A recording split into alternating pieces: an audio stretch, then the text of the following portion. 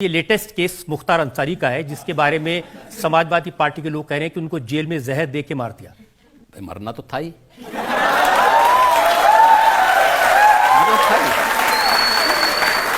आप मुझे बताओ,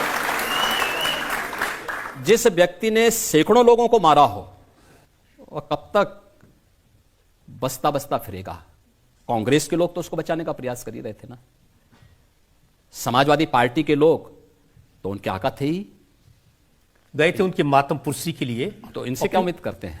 यही तो अंतर है कि परम राम भक्त और उत्तर प्रदेश की पूर्व मुख्यमंत्री सरदेव कल्याण सिंह जी की मृत्यु हुई, समाजवादी पार्टी ने, कांग्रेस ने संवेदना के एक भी शब्द व्यक्त नहीं किया, और एक माफिया के मरने पर उनके घर में जाकर के घड़ियाली आंसू बहा रहे थे लोग।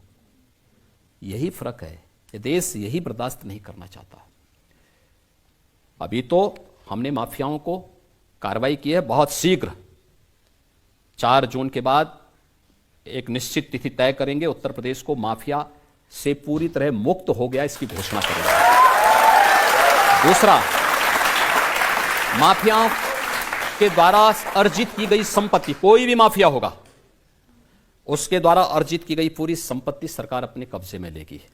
हमने प्रयागराज से शुरुआत कर दी है। प्रयागराज में माफिया अतीक अहमद की एक संपत्ति को, जिसने अवैध रूप से कब्जा की थी, हमने वापस ली, और हमारा जो नया यंत्र है जिससे कांग्रेस और सपा बहुत भयभीत है, उस बुलडोजर से सफाई करवाई।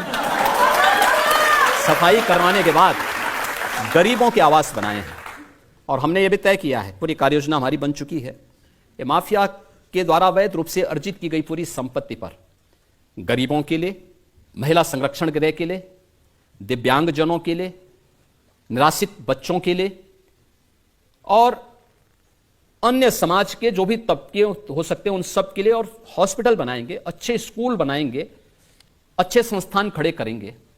लेकिन माफिया यूपी के अंदर मिट्टी में मिल चुका है और आगे माफिया को पनपने नहीं देंगे, ये हमारा संकल्प है। और इनके द्वारा अर्जित की गई, पहले चरण में इनकी और दूसरे चरण में इनके गुर्गों की भी जितनी संपत्ति होगी। देखिए, एक समाजवादी पार्टी के उम्मीदवार हैं जियाउर रहमान, वो बर्क साहब के ग्रैंडसन हैं।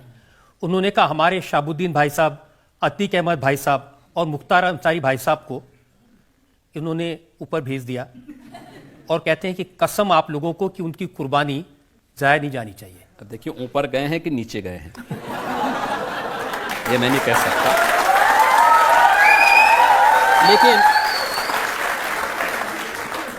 लेकिन देखो, किसी विषधर से उम्मीद करना कि वह शांति का उपदेश देगा तो ये बेवकूफी होगी।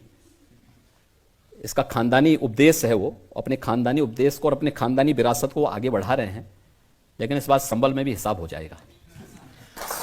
सबसे ज्यादा शिकायत आजम खान साहब करते हैं। आजम खान कहते हैं कि उनकी यूनिवर्सिटीज पर, उनकी प्रॉपर्टीज पर बुलडोजर चला दिया योगी जी ने, मौका भी नहीं दिया सामान हटाने का।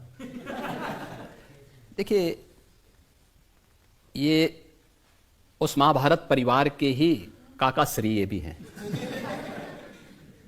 जब द्रौपदी का चीरहरण हो रहा था तो ये भी सब मौन बने हुए थे, बल्कि उसमें लिप्त थे दुर्योधन और दुशासन के साथ में। तो जैसी करनी वैसी भरनी, जैसा किया है वैसा उन्होंने, आज उसका परिणाम भी उनको भुगतना पड़ रहा है। आजम खां हो या ये जितने अन्य माफिया हों, इन्होंने उत्तर प्रदेश के विकास को बाधित किया है। और आज उत्तर प्रदेश के अंदर कानून का राज है।